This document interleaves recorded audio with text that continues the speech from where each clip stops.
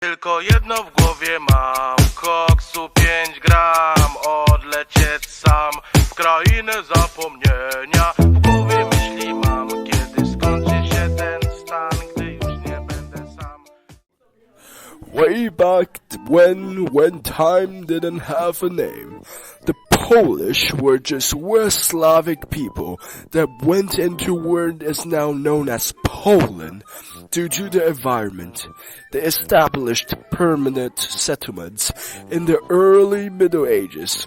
After centuries of separation, Poland was finally united under Jagiellonian dynasty with Lithuania, forming the Polish-Lithuanian Commonwealth. It was undeniably the greatest power during 14th to 16th century, and achieved prosperity during it. Unfortunately, due to lack of reforms and devastating wars, it eventually got partitioned between Russia, Prussia, and Austria. Polish resistance was strong, but it just needed the right opportunity to regain sovereignty. The right opportunity. Much fighting and human losses occurred on Polish land between 1914 and 1918. Now that's a lot of damage! Around 450,000 Poles died and around 1 million were wounded while fighting in the Austrian, Russian, and German armies because they were drafted in both free sides. Several 100,000 Polish civilians were moved to labor camps in Germany, and over 800,000 were deported by the Russians from Congress Poland to the east. Life was in Spain without the S. Germany made Poland a puppet state during World War I to control its resources and territories. Poland was important due to its location, resource, and potential to weaken Russia. Germany also aimed to expand its empire in Europe during World War I. Life was miserable for the Polish. Poland gained significant territorial gains after the Treaty of Versailles. The most notable of these were the regions of Posen, Upper Silesia, and parts of East Prussia. These gains greatly expanded the Polish territory and population. In a bad way. Due to the large amount of Germans living in there. Additionally, Poland regained access to the sea with the creation of the Free City of Danzig, which also is a city with tons of Germans. The Treaty of Versailles was a peace treaty signed on June 28, 1919. It officially ended World War I between Germany and the Allied powers. The collapse of the Central Powers in World War I was the result of several factors. The military stalemate on the Western Front, combined with the exhaustion of resource and manpower, weakened the German army, who would fight in the trenches for such a long time without seeing your family. The collapse of the Austro-Hungarian Empire further weakened the Central Powers, and the Ottoman Empire defeat in the Middle East sealed their fate. Ultimately, the Treaty of Versailles was signed, ending the war and forcing the Central Powers to accept responsibility for the conflict and pay reparations.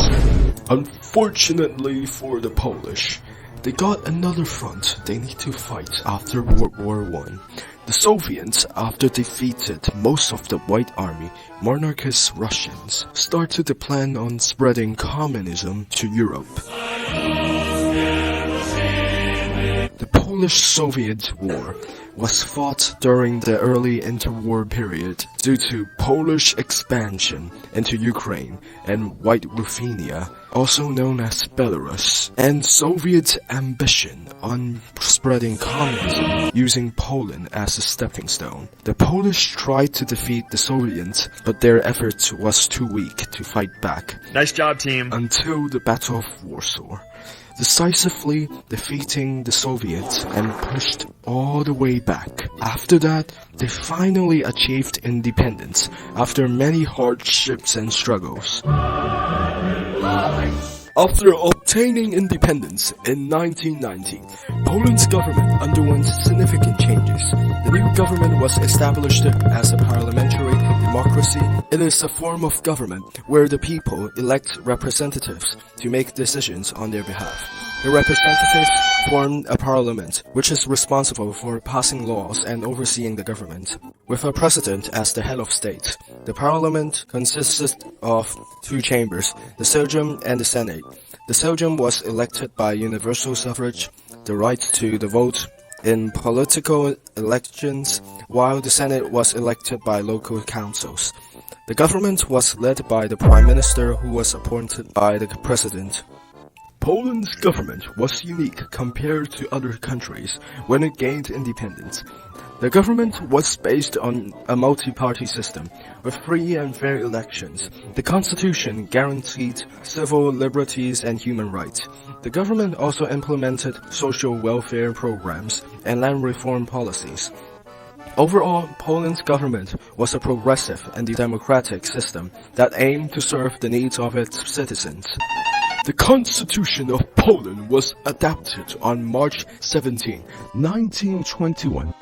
The Constitution provided for tripartite division of powers, a strong local government, and restored Poland as a democratic republic.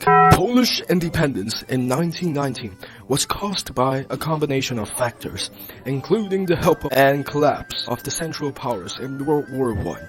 The Treaty of Versailles recognized Poland as an independent nation and granted it significant territorial gains. Additionally, the efforts of the Polish nationalists, including the establishment of a provincial government and military forces, played a crucial role in securing Polish independence. Poland affected drastically to the fate of Europe. It effectively stopped communism from spreading into Europe during the interwar period due to them decisively defeating the Soviets after World War I. People were expected that Germany would either turn into communism or fascism during the interwar period at that time. Having a communist Poland right next to Germany in the alternative scenario would have a higher chance of Germany becoming communist. After gaining specific German and Soviet lands, Germany got split up into mainland Germany and Prussia, angering the Germans by a lot. A certain funny, mustache ex-painter who failed art school twice used that as an excuse to boost his political power and his popularity in politics. After being the dictator of Germany, they proceeded to annex ethnic German lands, starting the World War II.